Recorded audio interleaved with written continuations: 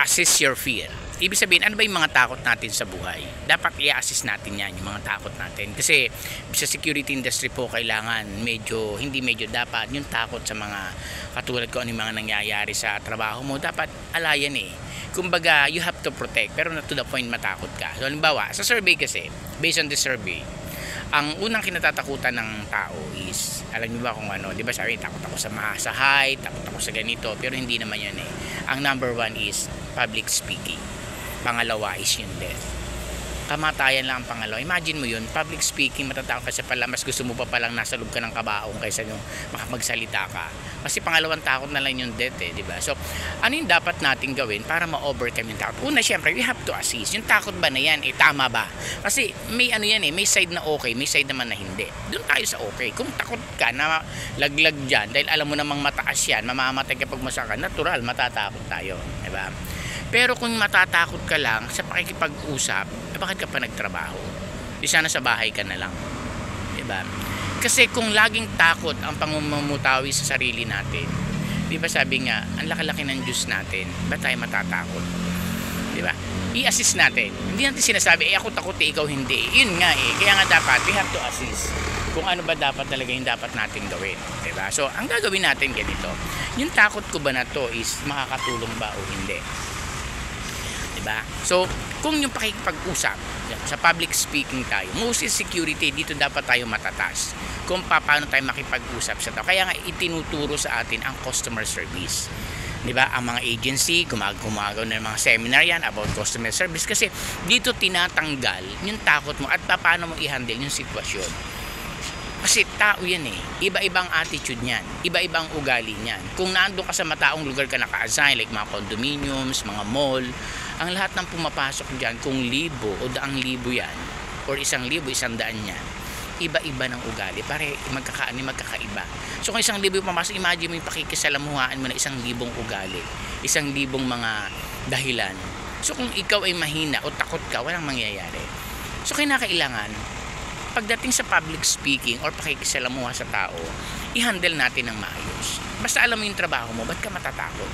Nag-training ka, nag-seminar ka, so ba't ka matatakot? Matakot ka kung wala kang makain. Talagang nakakatakot yun. Diba? Ang daming dapat nakatakutan na hindi na ginagawa naman natin. Naninigarilyo ka, alam mo masusunog yung baga mo dyan. Hindi ka natatakot. Diba? Samantala makipag-usap ka para sa trabaho na lumago ka, takot ka. Takot akong mag-aral. Takot akong umattend ng seminar kasi baka matanong ako. Ano ba namang dahilan niyan? Kung hindi mo alam, sabi mo hindi ko po alam, ba't ka matatakot? O itanungin mo siya, ano po ba talaga ang sagot? Kasi di ko nga po alam. Kaya ang pakikipag-usap, ito yung way para lalo nating ma-handle or magkaroon ng kaalaman, malinang yung ating kaalaman lalo dahil sa pagtatanong natin, pakikipag-usap. Alam ba natin ang communication, it is the best way para ka mag-grow sa buhay. Diba yung pagtatanong? Kaya sabi ko lang sinasabi, diba? Kapag hindi ka nagtanong, the answer is always no. If you fail asking, the answer is always no. Kasi pag hindi ka nagtanong, yung dapat itanong mo, ang sagot doon, no na. Kasi wala nang sasagot So, ba't ayaw mong itanong sa karapat-dapat na pagtanungan? Diba? So, makipag-usap ng maayos. Alisin natin sa sarili natin yung mga hindrances, yung hiya. Yan yung hiya na yan Yung talagang minsan papatay na sa'yo, nahihiya ka pa. Diba? Kailangan pag alam mo ayaw mo at hindi mo gusto makipag-usap ka, kahit boss mo pa yan, basta polite. Kahit may-ari pa ng agency yan, basta polite. You have to defend yourself by means of speaking. Alam nga naman magsinyas ka, buti kung pipi ka. Di ba yung mga pipi nga, talaga naman kung magsasalita, gustong-gusto magsasalita, magdadaldal, hindi nga makasalita ng maayos. Tayo naman, magandang boses natin, ayaw gamitin sa tama. Di ba? So, iwasan, dapat i-assist mo lang yan. Kaya nga yung fear na yan, ito yung malaking hindrance bakit hindi naglalago yung tao Kasi sasabihin pa lang, kaya mo naman ayoko, natatakot ako, mahihain ako ayoko sa public. O dito ka sa sa gubat. Diba? O ayaw mo sa public na maraming tao. Yung mga ganong dahilan, dapat tayo mga ngayon pa lang, inaas natin yung sarili natin, lalo't pag pumasok sa security industry, iba-ibang makakasalamuha mo dyan. Iba-ibang ng tao, attitude, behavior, character. So kinakailangan handa tayo. Kaya kailangan dito anuhin ng mga agency ang kanilang mga security personnel na talagang i-train sa public speaking. Simulan sa maliliit na bagay. Kapag sa nag-guard mounting, ipakilala nyo yung sarili ninyo. Mag-pray. Mag-pray lang, nahihiya pa. Imagine nyo yan. Kami sabi nga tayo na lang magkakasama, nahihiya pa kayo. Araw-araw tayong magkakasama, magpipray lang. Paano kung mga big boss na yung pumunta rito, baka maihina sa salawal? Diba? Yung mga ganong natakot dapat, kaya nga ako ko yun challenge ko yun sa kanila. Sige Herpedo, magpaano ka? Kaya sabi ko, sa susunod kayo, magpapakilala in English. Kasi mga foreigner, siyempre mga dumating sa mga area namin, pag may mga foreigner na, bisibisihan kunwari, tatawag na, sir foreigner kahit simpleng English lang yan, magsimula ko, walang problema, we are Filipino. Hindi, kasi ang agad nila standard sa sarili, kasi pag Pilpo, yun na nga alam mo palang ganun ang tingin sa atin na ibang lahi, mahuhusay sa English tapos ayaw mong mag-aaral. Ang gagawin, mahihiya ka lang, so ano mangyayari sa'yo?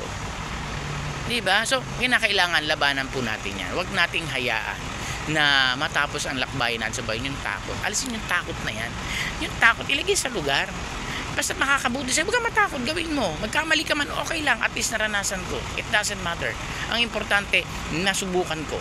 Sabi nga, ang pagsubok at nabigo, hindi naman tunay na kabiguan yan Ang tunay na kabiguan, yung hindi ka sumubok kailanman. Kasi hindi mo ma-assess Kung sinubukan mo, nag-grow pala, di okay. Hindi mo talaga sinubukan, di wala na talaga. Doon ka na. Wala ka na mangyayari sa buhay mo. So, you have to challenge yourself. Huwag nyo nating hayaan na yung takot manatili sa atin. Alisin yung takot na yan. Sabi nga, ang laki-laki ng Lord natin. Napagtagupan niya na ang sanlibutan. Bakit hindi natin gamitin yung kanyang pinangako na naandito ako, hindi ko kayo pababayaan? Kailangan talaga may puso, may Panginoon tayo sa buhay Kasi wag natin isasantabi yun. Kaya may takot ka kasi hindi mo siya kilala. Kilalanin mo siya. Hindi ka matatakot. Tao din yung kaharap mo na yan. Kahit mga billion pang-ari-ari yan, tao din yan. Basta't magalang ka lang, polite ka, maayos ka, have a customer service.